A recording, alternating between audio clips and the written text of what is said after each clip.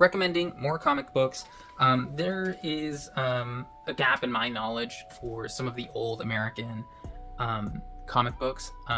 It's something that I have less experience with than some of like Japanese manga or even just some of the newer comics. And part of it is just that I'm a fairly young person, but also that just kind of wasn't my jam growing up.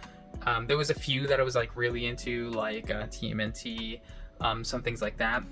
But I found a lot of joy in going to comic book stores and searching out their like $1 bins and just looking for stuff that I've never seen before.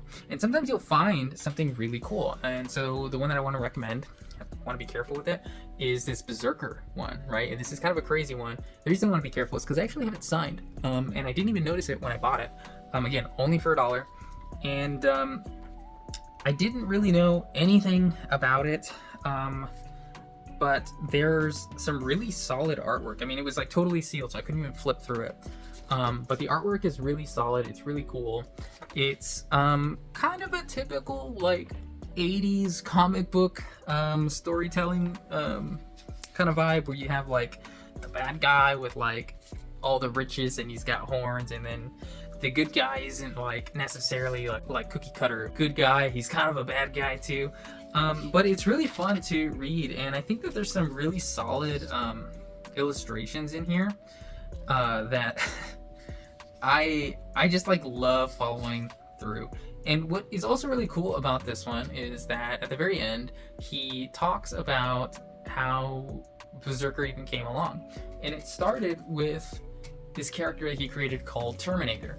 And the reason that he didn't follow through with that is because a film came out by the same name that also followed this kind of cyborg human that goes a little bit rogue, and it seemed a little bit too close. And so he adapted it to be a little bit different, changed some of it.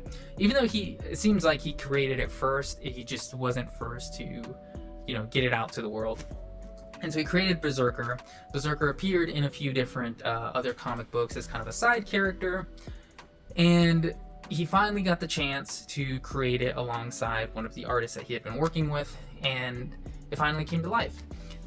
Beyond that point, I don't really know what else happened, because I only have this one issue, and that's as far as I've gotten. And if I see the second issue, I'm definitely picking it up.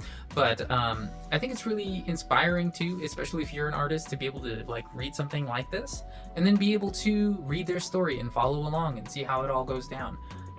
So I highly recommend just kind of flipping through your $1 bucket at the comic book shop.